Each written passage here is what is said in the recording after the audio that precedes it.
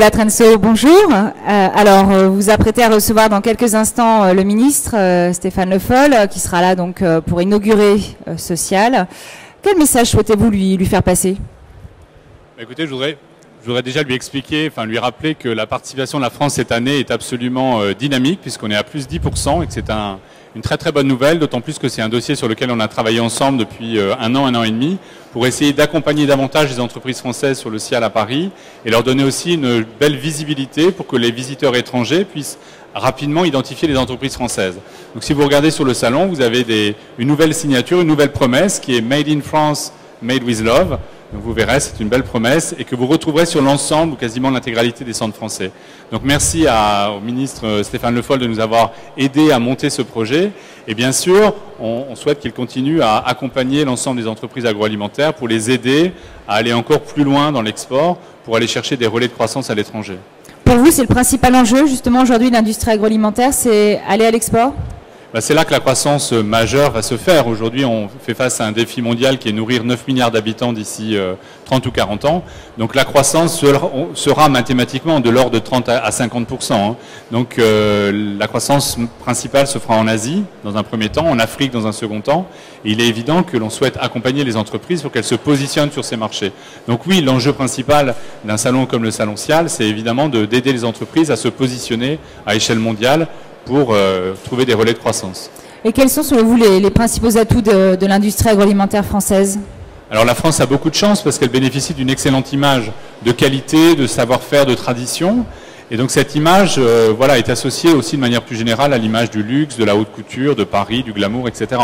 Donc on part d'une situation qui est extrêmement favorable au départ. Maintenant, il faut que les entreprises, et notamment les PME, puissent apprendre davantage pour aller se tourner vers l'export, apprendre à comprendre les marchés et du coup être capable d'innover pour répondre de manière spécifique aux attentes de ces marchés émergents.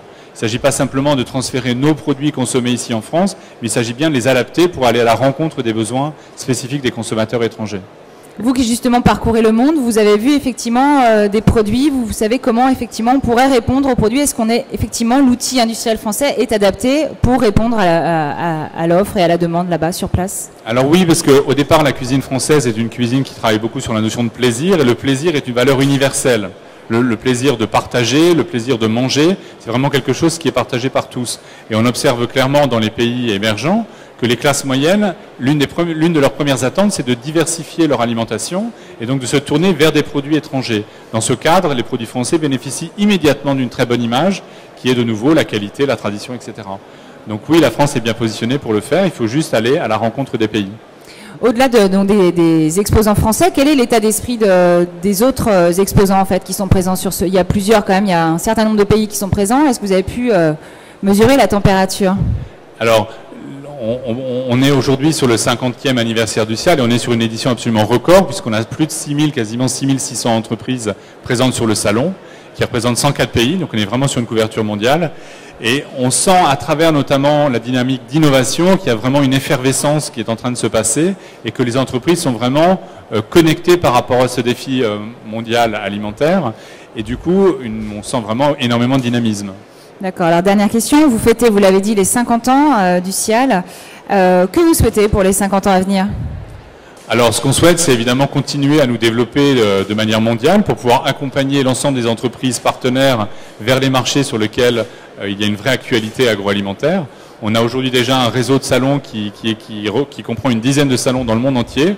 On est depuis très longtemps en Chine, on a le plus gros salon en Asie à travers Cial China, on est également au Canada, on est également au Brésil, etc. Et on est plus récemment, on s'est installé en Asie du Sud-Est, parce que c'est une région qui fait déjà à elle toute seule plus de 600 millions d'habitants avec des croissances de l'ordre de 7 à 8% par an. Et donc on a lancé 2 nouveaux bébés, un à Manille et un à Jakarta. Donc voilà, la volonté c'est de continuer à consolider ce réseau et à continuer à accompagner à échelle mondiale les entreprises. Très bien, Nicolas Trenso, merci et très bonne journée, très bonne inauguration. Merci. Je vous remercie.